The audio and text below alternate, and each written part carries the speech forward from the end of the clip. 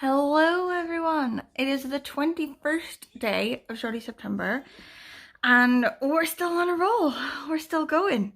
I feel like I will eventually falter, but there are only 9 days left in which to do that, which makes it less likely, but also puts the pressure on, right? Only 9 days left.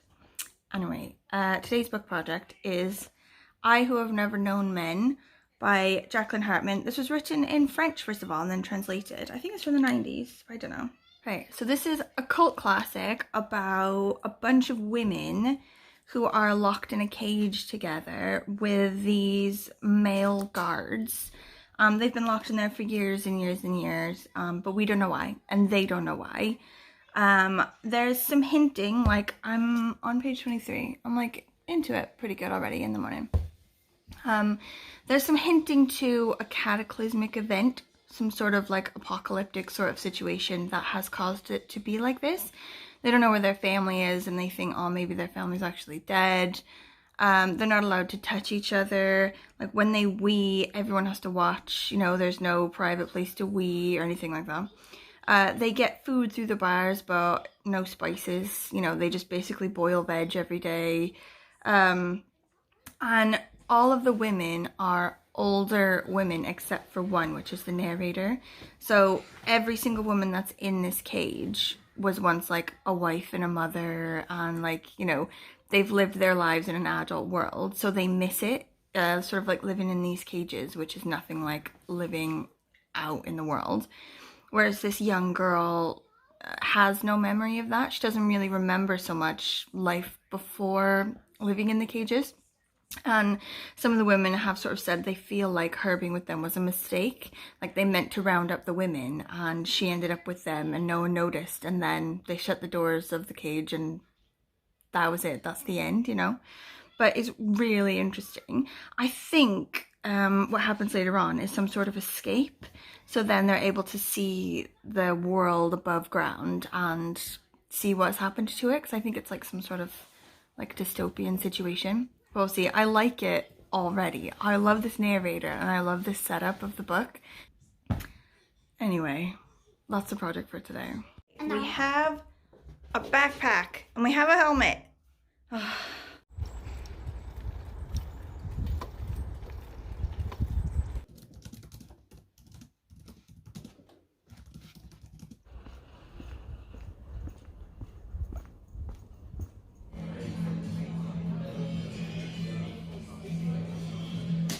Dogs. Dog. Hi. Okay, I am loving this book. So good. Like, I'm more than halfway through and it's only just after lunchtime. Like, I'm eating it up, right? So the narrator was a lot younger than the rest of the women in the cages. She must have been like a tiny child when they first went in, because they reckon they were in prison for 12 years, you know? And when they get out, she's still only probably a child, basically, even after 12 years. So what happens is they're being fed by the guards. So the guards like open like a little hatch in their cage or whatever and give them food every once in a while.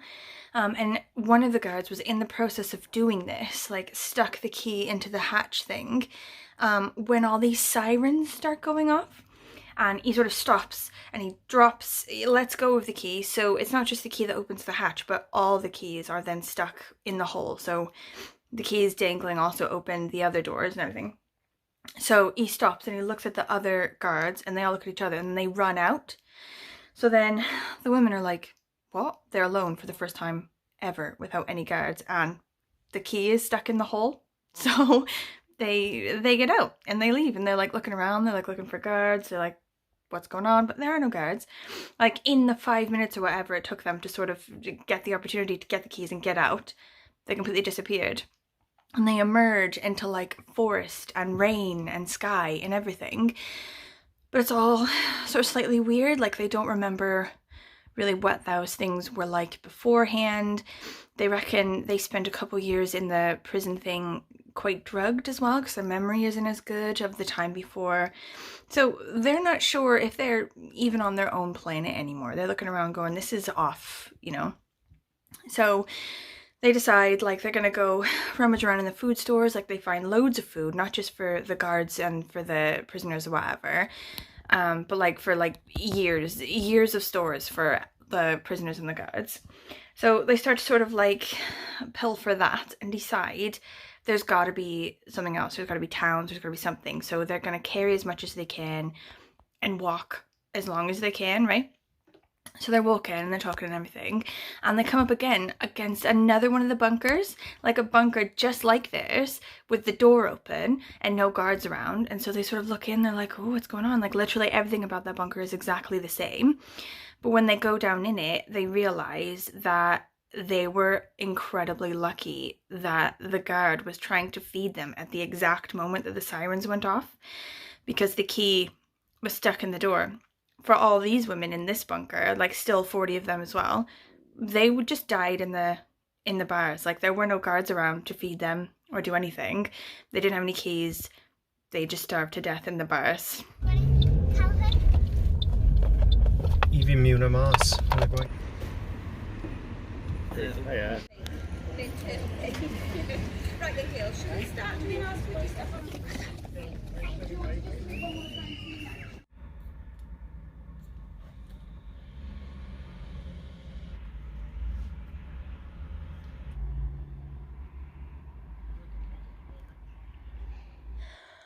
Okay, so for my birthday, I hauled loads of books in HAULS.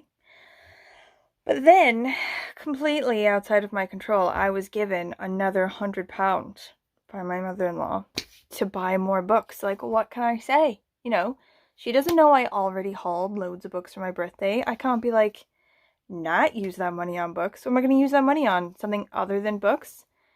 Like, what? Anyway, so no shame at all for this book haul. Okay, but it is 10 books, or it's 11 books. The 11th one hasn't come yet. I'm looking at 10 books right now, and I'm conscious that there isn't really enough time to talk about all 5 books and still have a shorty vlog, right? So I'm going to split it in two. I'm going to have book haul A and book haul B, and I'll talk about book haul B tomorrow, okay, when there's more time.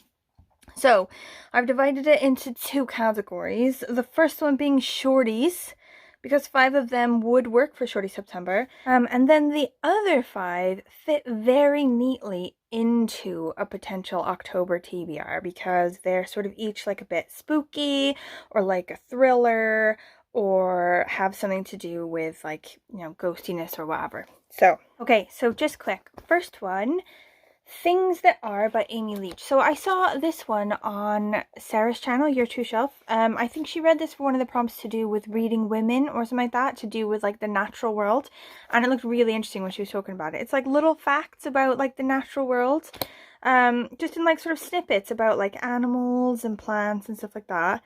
It just looks really cute, and it's like, it's the way that I love to read like nature things or like factual things, like in little snippets, like interesting bits about stuff. So that's that one. The next one is The Empress of Salt and Fortune by Nevoy. I really don't want to mess up that name because that's a dick move, but that's the best I can do. If anyone knows how to say that, please let me know. Anyway, this one is nuts. I want to read this one so bad. It's like a young royal from the far north is sent south for a political marriage in an empire reminiscent of imperial China, right? But then it's like at once feminist high fantasy and an indictment of monarchy. This evocative debut follows the rise of the Empress In Yo, who has few resources and fewer friends. Oh my god, I want to read that so bad. I wonder if I can fit that into my current TBR and like chuck something out.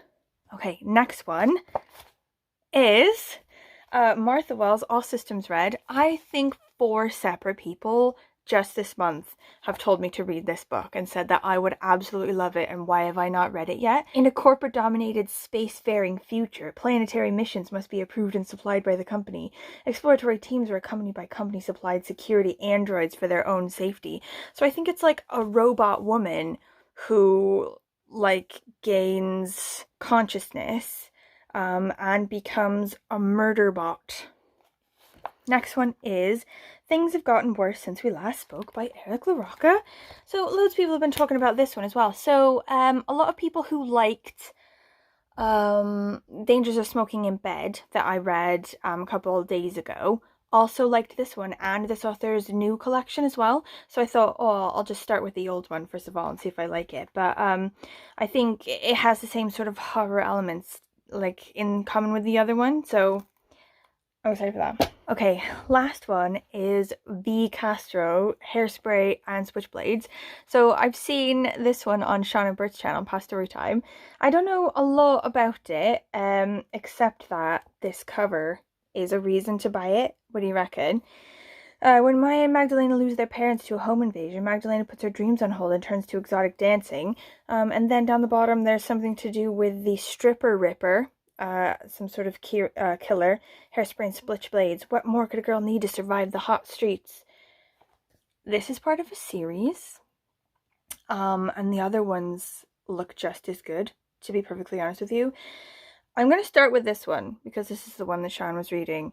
If I like it, I'm going to get more. There's one to do with, like, clowns in some sort of amusement park. So, that's going to be good. Ta-da!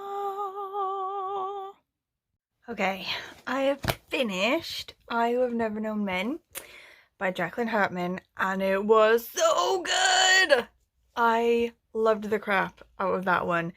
The narrator as a character is such a good character.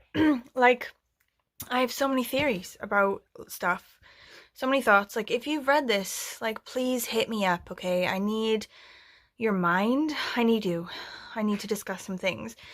But I love books like this. Like, sort of, you know, weird, meandering, dystopian, you know, sort of books with fab characters. And, like, you don't really know what's happened. You have to sort of, like, piece things together. It's just gripping. It just grips me. Oh my god. Like, also, I love how gorgeous it is at points. Like, some of the narrative is just like, you know, we did this, we did this, we did this. But some of it, especially, like, her describing things she's never seen before, right? So, she's in prison. Like, that's all she knows. Just, like, grey walls, blah, blah. She gets out. She's never seen the outside before. Do you know what I mean? Like, her descriptions of, like, outside things and also emotions, like how the other 39 people react to things based on their conditioning, you know, how they grew up in a world outside, you know, and she can't understand, you know, why they act like that because her life has been so different, you know. I loved it. I'm just gonna be thinking about that crap for absolutely ages. I know it. Like, I'm gonna go, like, sit on the toilet now and just for like 20 minutes have like a deep inner discussion with myself about this book. Anyway, okay, so for tomorrow, I was gonna read the mezzanine for the Scort prompt to do with genre bending. And I've decided to use a different book instead for the genre bend. Like, I know in round one, I replaced it for the Stephen King one. So I was giving it another try on the second round. I do really want to read it, but also, like, I want to read this one now. I really want to read this. So this one I'm gonna do this one, The Empress of Salt and Fortune.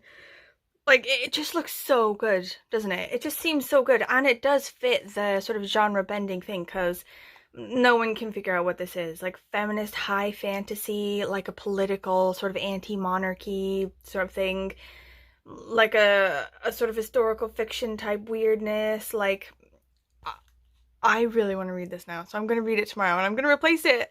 I'm going to replace the mezzanine with this, and I'm sad about it because I do want to read the mezzanine, but also shit happens. Okay, thank you for watching. If you have any thoughts, anything to say at all, comments about this book or the next book or whatever, anything, please let me know. It's been really nice having a chat with all of you this month. Like, daily vlogging is exhausting, so I'm looking for, you know, the end of September so that I can have a rest. But also, I'm gonna miss our daily chats. Like, waking up and sort of looking at my messages every day. It's just been delightful. I love you guys so much. Okay, I'll see you tomorrow. Bye.